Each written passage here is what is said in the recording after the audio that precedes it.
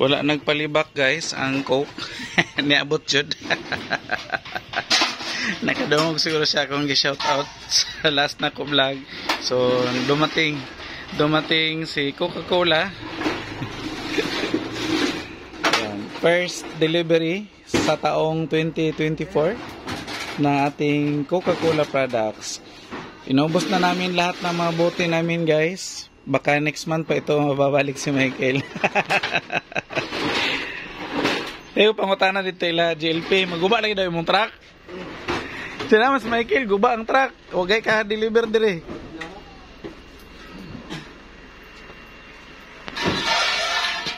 Ayan, so nilagyan na namin lahat ng mga bakanting bote namin guys.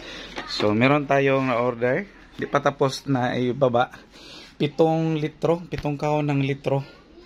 Ayan, at saka 8 kahon ng kasalo. Ayan, so kasalukuyan pa na binababa nila yung mga orders natin. Meron tayong 7 kahon na maliliit na mga time out at saka dagdag doon yung mga plastic na Coca-Cola products tulad ng 1.5 mismo at saka swakto, yung maliliit na pinakamaliit na plastic. So ayan po.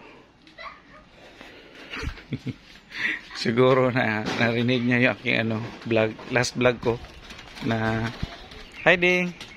Shout out. Hello. Shout out po guys. Shout out sa aming loyal customer at saka subscriber. Hello, na si Carding. Chain Store is the best. The best, number 1 in Catalonia Grande. Bye. Bye. So yan po ang Coke truck. So ulitin ko guys, hindi po sila direct sa planta. Ano po siya, distributor siya na naka-assign dito sa Catalonia Grande, and doon po binabagsak ni Coca-Cola from planta yung mga stocks. So sa mga manghihingi ng number, wala po tayong number na ating ahente. Kusa lang po siyang pumupunta dito kahit hindi namin tawagan. So wala tayong number sa kanya. Namimisig pangayo mong good.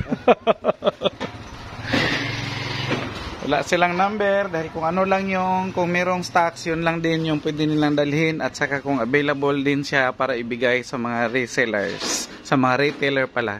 Dahil yun nga, priority nila ang ating mga wholesaler dahil yun, bultuhan yun kung mamili. So kung medyo hirap sa stocks, huwag tayong aasa na mabigyan dahil priority talaga yung mga bultuhan mamili, yung mga wholesalers.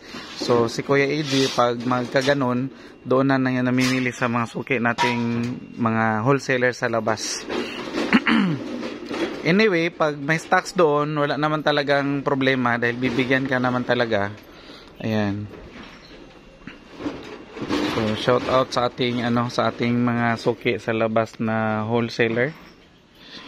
Minsan kahit walang dalang bote si Kuya AJ, pwede pang makabili kahit walang bote, basta ibalik lang yung bote na nahiram.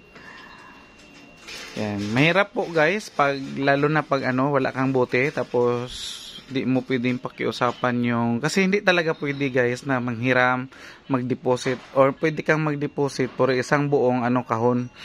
Bawal yung mag-deposit ka ng butal-butal. So need mo, kung gusto mong mag-deposit ng isang kahon talaga, yun yung patakaran nila.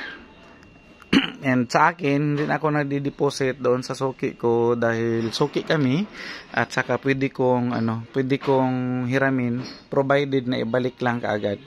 So meron naman tayong mga bote dito, so every time na makahiram ako, maibalik ko talaga agad. Hindi siya ma-stock na ilang buwan.